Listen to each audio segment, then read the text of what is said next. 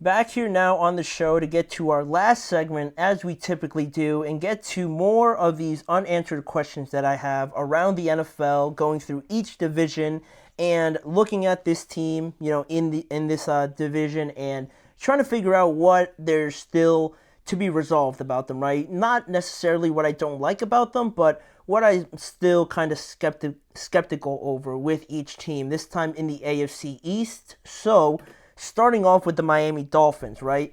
The unanswered question for me, for them, would be, can we get a little bit more from Jalen Waddle? Can we see more involvement out of Jalen Waddle? Because I feel like Tua's come back and it's looked great, right? The offense has looked better. It's looked a lot more fluid. Like Tua's going out there and orchestrating this offense, right? He knows it like the back of his hand. He knows everything that there is to know about this offense, right? The pairing with him and Mike McDaniel is perfect. But they're averaging like 27 points since Tua came back in the game against Arizona. Tyreek Hill found the end zone once again and everything like that. He's doing his thing.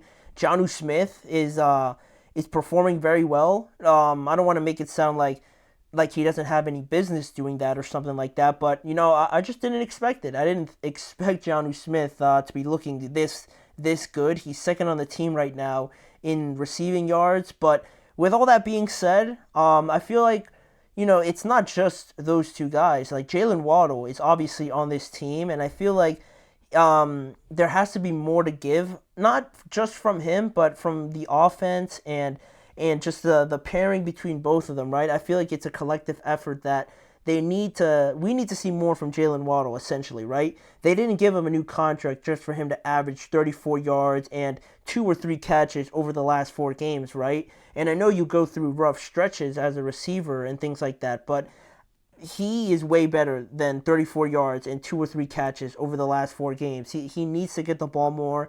I feel like they can get him the ball more. You can certainly integrate him a lot more into this offense, and for whatever reason, it's just not really gone his way. In the flow of the offense for the last 4 weeks, they've won games, obviously, right? But if they want to make a true push here over the last course of the month and a half left of the season, I think getting him involved along with Jonnu Smith, who has been a nice addition, and Tyreek Hill, I think would make them even better than the level that they're showing right now. So that's really it for the Dolphins. Can we see more from Jalen Waddle, right? And what can we do essentially to get him the ball and get him more involved here towards the end of the regular season? But moving on to the New York Jets, to me the question's pretty obvious.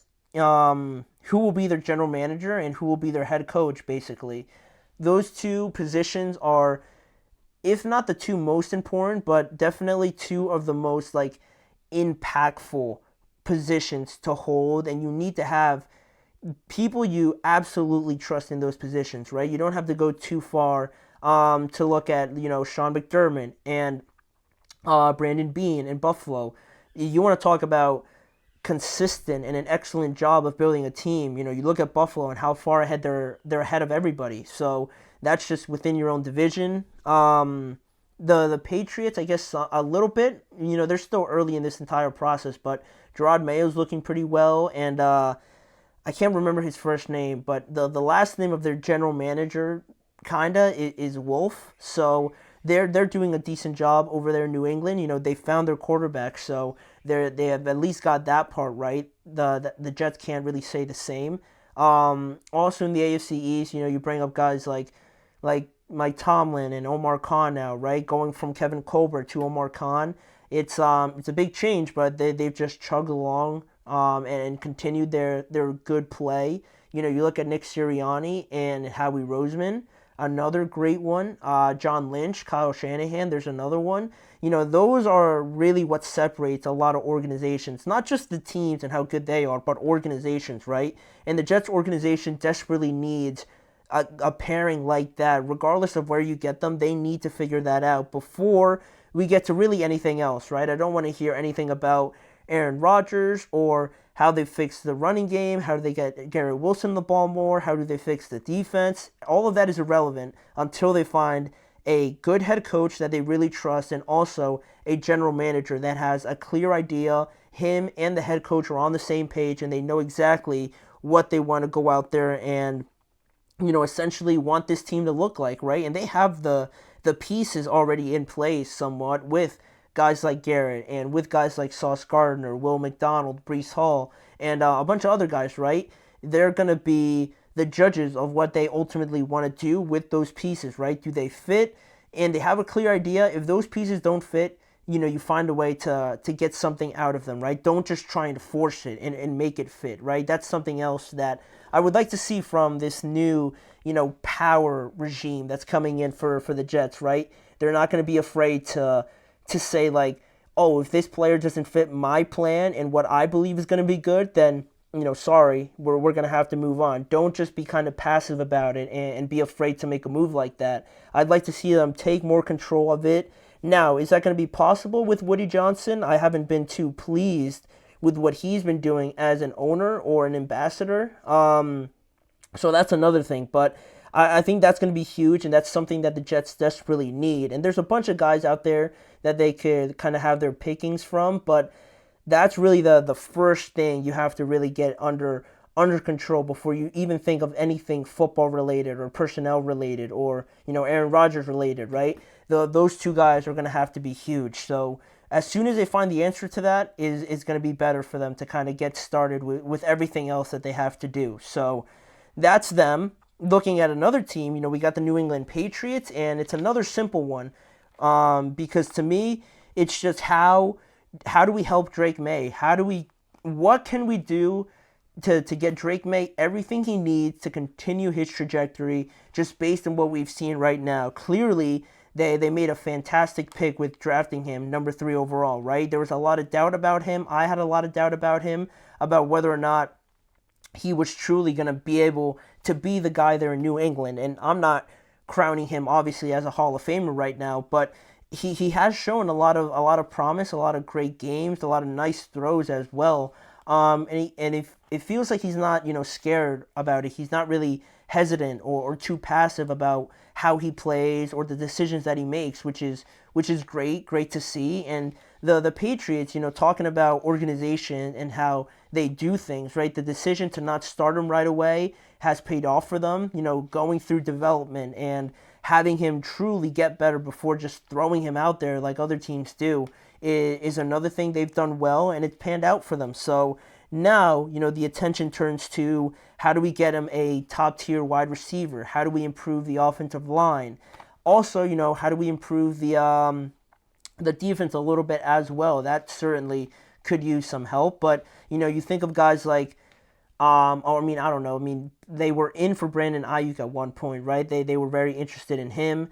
I'm sure they were very interested in a lot of guys, over the offseason, but they kind of held off after that Brandon Ayuk situation. So I've seen reports about them being interested in a guy like T. Higgins, and how T. Higgins is probably going to be able to hit the open market. So the Patriots have a ton of cap space that they can offer a pretty nice contract to T. Higgins. So getting a guy like that into New England, plus the draft, and whether or not maybe they get high enough to get a guy like Travis Hunter would be fantastic and would be amazing for Drake May, right? On top, I think, of also improving the offensive line. But that has to be the main question that still needs to be answered, right? Kind of looking ahead and how we can get the best out of Drake May. It's going to be huge for this New England team. But that only leaves the Buffalo Bills, right?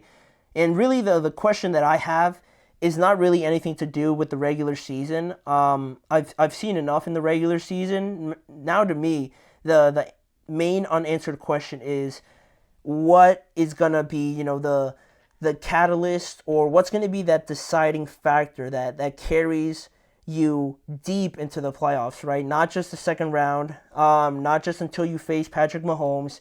How and what can you do to jump over all these hurdles that you keep tripping up on in the playoffs, right? Because, the Bills were good last year, but also, Josh Allen has been playing very well this year. He's probably, in my opinion, he should be the MVP, and the running game looks great. Joe Brady's doing a great job with this offense, and they've done a great job of adding Amari Cooper, drafting Keon Coleman.